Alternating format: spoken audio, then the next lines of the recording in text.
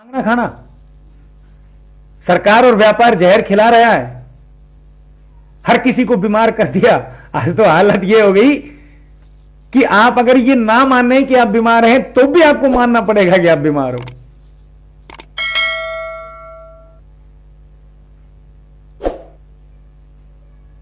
वो साधु क्या जो बीमारी के लिए किसी पर निर्भर हो, ठीक होने के लिए, चिकित्सा के लिए किसी पर निर्भर हो।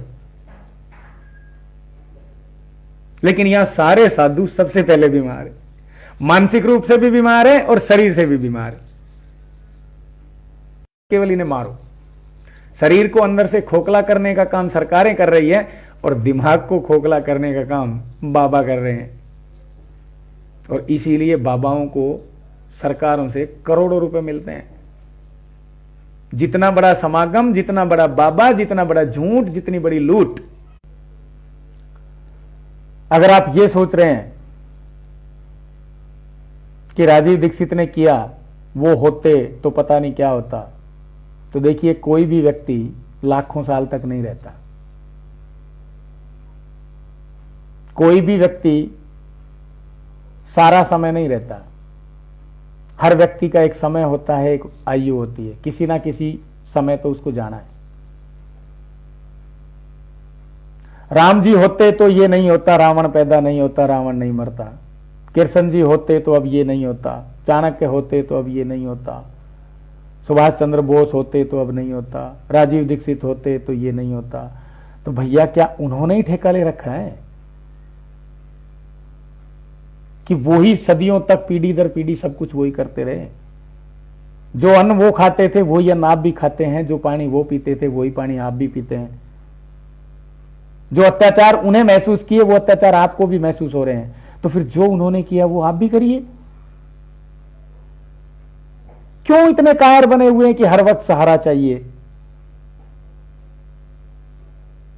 दूसरे के साथ अत्याचार हो रहा है, अन्याय हो रहा है, हम चुप बैठ जाते हैं। क्यों? क्योंकि हम उसे अपना समझते ही नहीं। अगर अपना समझते तो जब अपने परिवार वालों के साथ कुछ होता है तो हम तुरंत निकलते हैं, गलत हो रहा है चलिए। अगर अपने बच्चे कुछ गलत करते हैं तो हम तुरंत रोकते हैं। लेकिन दूसरे के बच्चों को गलत होते हुए, करते हुए देखते हुए हम चुप हो जाते हैं। क्यों? आप सोचिए, आज अगर दूसरे का बच्चा कुछ गलत कर रहा है और हम चुप हो गए, तो कल हमारा बच्चा अगर गलत करेगा तो दूसरे चुप रहेंगे। परिणाम कौन भुगतेगा?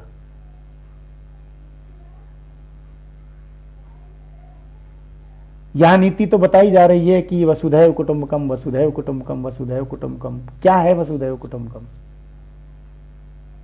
अधूरी बातें बता के अधूरा ज्ञान दे दिया, वो छलकता रहता है। अयम निज परावेती गणना लघु चेत साम उदार चरिता नाम तू वसुधैव कुटुंबकम। कि ये तेरा है, ये मेरा है, ये छोटी सोच वालों का कार्य है।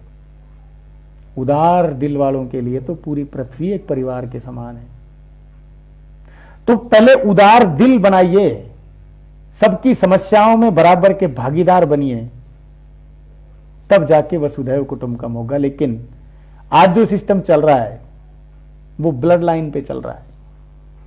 वो छोटे दिल और छोटे दिमाग वालों का खेल है। फिर चाहे वो रावण के रूप में चल रहा हो, चाहे फेरोन के रूप में चल रहा हो, चाहे ब्रिटेन के राज परिवार के रूप में चल रहा हो।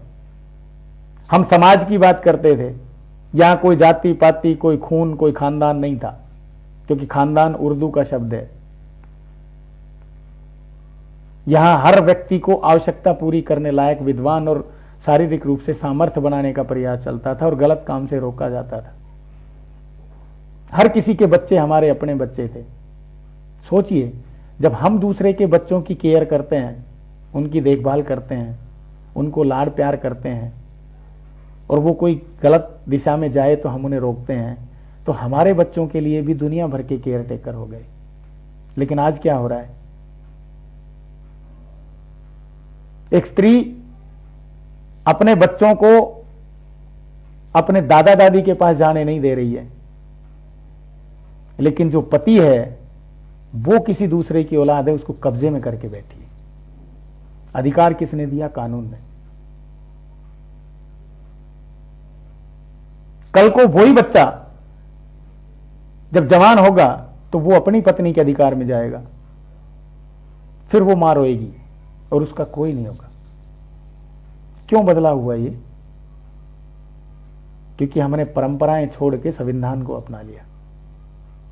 और यहां संविधान में व्यक्तिवाद की बात होती है, समाजवाद की बात नहीं होती। राजा का पुत्र राजा होगा, मंत्री का पुत्र मंत्री होगा, नौकर का पुत्र नौकर होगा। इस वंशवाद के खेल ने एक ऐसी एंडलेस रेस चालू कर दी जिसमें हम सब मर रहे हैं। इसलिए अब नहीं, क्योंकि जब आग गली में लगी हुई हो, जिसके घर के सामने या किसी के घर में लगी हुई हो, तो हम ये सोच के चुप नहीं बैठ सकते कि उसके घर में लगी है वो देखेगा, क्योंकि जब उससे वो कंट्रोल से बाहर हो जाएगी तो वो हमारे घर में भी लगेगी। और जब हमारे घर में लगेगी तो हम बुझाने का प्रयास करेंगे, तब पड़ोसी चुपचाप बैठा रहेगा, फिर उसके घर में भी लगेगी। और धीरे धीरे ये पूरा गांव सुहा हो जाएगा, पूरा देश सुहा हो जाएगा, पूरी धरती सुहा हो जाएगी। और उसके बाद सिवाय रोने के और कुछ नहीं बचेगा। इसलिए इस जात पात धर्म को बीच में छोड़िए। हर व्यक्ति की आवश्यकता है, हर किसी के ज्ञान की आवश्यकता है, हर किसी के कर्म की आवश्यकता है। जिसके पास ज्ञान है, जिसके पास कर्म है, वही व्यक्ति है, वही पुरुष है, वही मनुष्य है। जिसके पास कार्य करने का ज्ञान नहीं और शरीर में सामर्थ्य नहीं है, वो मनुष्य नहीं है, वो मृत प्राय है। इसलिए इन सारे षड्यंत्रों को छोड़िए कि अपना अपना विचार है, अपनी अपनी राय है, किसी का अपना कुछ नहीं है। सब कुछ आवश्यकता के अनुसार है और आवश्यकता प्रकृति से पूरी होती है और प्रकृति की ही दी हुई है। हमें हर सांस में वायु चाहिए, ये प्रकृति की देन है। ये आवश्यकता, हमें पानी चाहिए, ये आवश्यकता भी प्रकृति की देन है। हमें भोजन चाहिए, ये आवश्यकता भी प्रकृति की देन है। सर्दी गर्मी से बचने के लिए हमें वस्त्र चाहिए, तो ये सर्दी गर्मी भी प्रकृति की देन है जिससे हम प्रभावित हैं। और इनकी पूर्ति करने के साधन भी प्रकृति में ही है। कुछ भी बाहर नहीं है, कुछ भी अलग नहीं है, सब कुछ जुड़ा हुआ है। इसलिए आवश्यकता पूर्ति करने के लिए जो प्रत्यक्ष रूप से कार्य करेगा, सीधा प्रकृति से आवश्यकता पूरी करेगा, वास्तव में वही मनुष्य है। जब से मानव जनित और अप्राकृतिक व्यवस्था खड़ी की गई, तब से ये प्रकृति पूरी तरह से नष्ट होने के कगार पे है। अब उन लोगों को तो ये बात समझ में आ गई है जिन्होंने इस प्रकृति का सत्यानाश किया। केवल जिनको समझ में आ रही है, अब उन्हें धरातल पर काम करने की आवश्यकता है। छोड़िए नौकर बनना। दास कभी भी सुखी नहीं हो सकता। दास का पूरा जीवन केवल मालिक को खुश करने में बीत जाता है। खुद के लिए वो खुशी सोच भी नहीं सकता, देख भी नहीं सकता, समझ भी नहीं सकता, पा भी नहीं सकता। छोड़िए इस मुद्रा के चक्कर को। इस मुद्रा के चक्कर में हमने परिवार खो दिए, इस मुद्रा के चक्कर में हमने संस्कार खो दिए, इस मुद्रा के चक्कर में हमने स्वास्थ्य खो दिए, इस मुद्रा के चक्कर में हमने आनंद खो दिया, इस मुद्रा के चक्कर में हमने पानी खो दिया, इस मुद्रा के चक्कर में हमने हवा खो दी, इस मुद्रा के चक्कर में हमने जीव जंतु खो दिए, इस मुद्रा के चक्कर में हमने सहयोग खो दिया, इस मुद्रा के चक्कर में हमने अपना सब कुछ गंवा दिया। और ये मुद्रा ही इन सारे लुटेरों की ताकत है। जब तक हम मुद्रा के पीछे भाग रहे हैं, तो जो जो हमने खोया वो गया कहां? सारी परंपराएं खत्म हो गई। और यदि परंपराओं के आधार पर देश को खड़ा करना है, तो सबसे पहले उस कारण को खत्म करना पड़ेगा जिस कारण के आधार पर परंपराएं समाप्त हुई। क्योंकि जब तक विष वातावरण में घुलता रहा, वातावरण को साफ नहीं किया जा सकता। जब तक गंगा मैया में उद्योगों का गंदा पानी और शहरों का सीवरेज का गंदा पानी डल रहा है, तब तक गंगा को साफ करना सिर्फ नाटक है, बेईमानी है। और जब तक ये रुपये की व्यवस्था चलती रही, तब तक ना वातावरण में जहर डलना बंद होगा, ना हवा में जहर डलना बंद होगा, ना पानी में जहर डलना बंद होगा, ना भोजन में जहर डालना बंद किया जाएगा, और ना जीवन में जहर डालना बंद किया जाएगा। ना संबंधों में जहर कम होगा, और ना ही ज्ञान के रूप में जो जहर लिया जा रहा है वो किताबों का जहर समाप्त होगा। क्योंकि ये सारी पुस्तकें, सारे धर्म संगठन, सारे के सारे संप्रदाय, सारे के सारी सरकारें, सारे का सारा व्यापार सिर्फ स्वार्थ के दम पे चल रहा है, समाज के लिए ये कोई कुछ नहीं करेगा। इसलिए